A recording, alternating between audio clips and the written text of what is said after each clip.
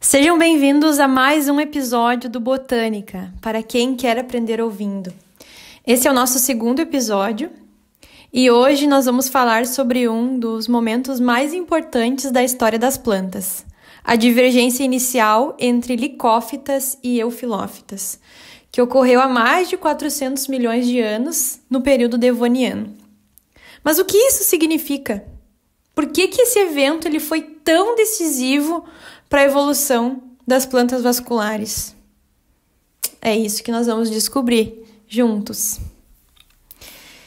Então, houve uma divergência basal. Nessa época distante, as plantas elas já estavam conquistando a terra firme, mas uma divisão fundamental aconteceu. De um lado, surgiram as licófitas, um grupo que hoje conta com cerca de 1.200 espécies. Do outro, as eufilófitas, a linhagem que deu origem a praticamente todas as outras plantas vasculares atuais, incluindo samambaias, cavalinhas e até mesmo as plantas com sementes. E como que nós sabemos dessa divergência? As pistas, elas vêm tanto da morfologia quanto do DNA. Então, um exemplo, né? Os gametas masculinos das eufilófitas são multiflagelados, ou seja, possuem muitos flagelos, diferente dos gametas biflagelados, que têm 2 flagelos, presentes nas licófitas e nas briófitas. Além disso, análises do DNA do cloroplasto mostram uma inversão de 30 quilobases que aparece somente nas eufilófitas. Essas são evidências fortes de que estamos falando de 2 caminhos distintos na evolução. Então, as licófitas, elas foram os primeiros gigantes verdes. As licófitas, ou licopodiofita, aparecem logo após as primeiras plantas vasculares.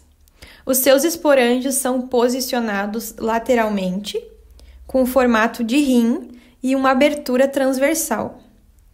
Outro detalhe bem importante, que é o seguinte, elas possuem micrófilos, que são pequenas folhas com apenas uma nervura central.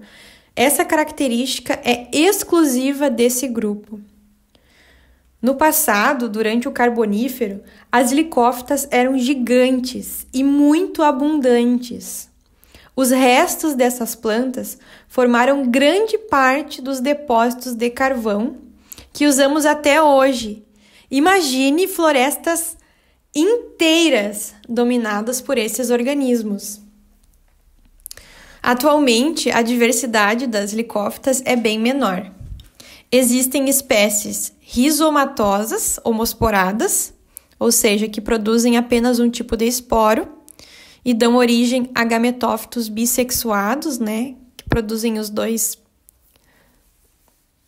tipos de gametas.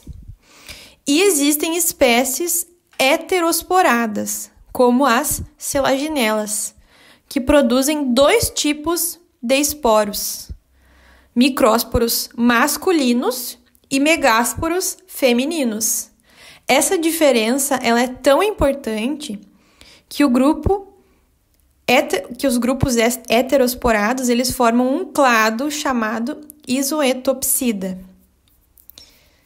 Você já tinha parado para pensar que a capacidade de produzir 2 tipos diferentes de esporos foi um passo evolutivo essencial para o surgimento das sementes? Pois é, essa história começa aqui nas licófitas. Hoje nós vimos, então, como a árvore das plantas vasculares se dividiu em 2 grandes linhagens, as licófitas e as eufilófitas. No próximo episódio, nós vamos mergulhar no mundo das eufilófitas sem sementes, as samambaias, as cavalinhas e as psilófitas. Prepare-se, porque essa parte da história é cheia de formas surpreendentes e adaptações fascinantes.